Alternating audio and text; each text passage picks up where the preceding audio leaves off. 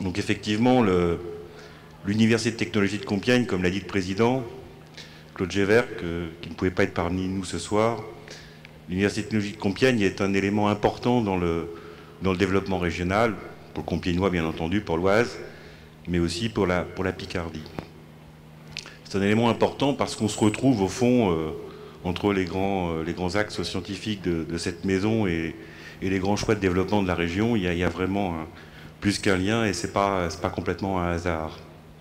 Beaucoup des enseignants qui sont ici ont contribué par leurs travaux et par leur contribution aux grands chantiers ouverts par la région depuis les années 80. Ils ont contribué à des grandes réussites. Elles ont été citées dans le film, hein, je pense au pôle de compétitivité. Et puis ensemble, et avec Daniel Thomas notamment à l'époque, qui a été un de ceux qui ont lancé la démarche sur la chimie du végétal, la région, l'UTC, puis d'autres établissements dans la région ont investi dans les laboratoires, dans des coopérations avec des entreprises. Et puis c'est les résultats d'aujourd'hui, avec cette belle réalisation qui va bientôt se développer ici à Compiègne, qui est Pivert, et qui est un phare dans le domaine de la bioraffinerie du végétal.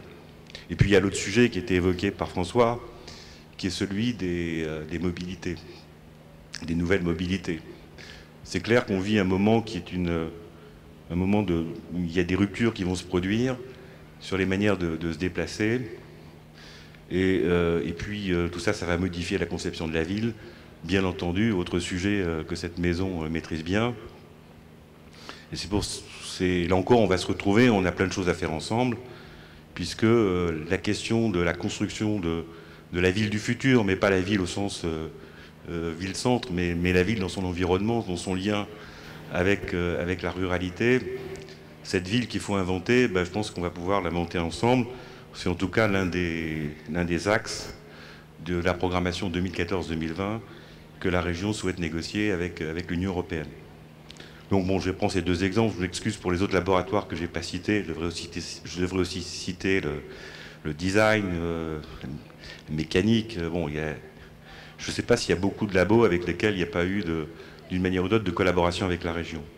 Donc pour terminer, je voudrais dire simplement que la région de Picardie est fière de son université, qu'elle lui souhaite un plein et grand développement, et qu'évidemment, elle continuera à l'accompagner comme elle l'a fait depuis sa création.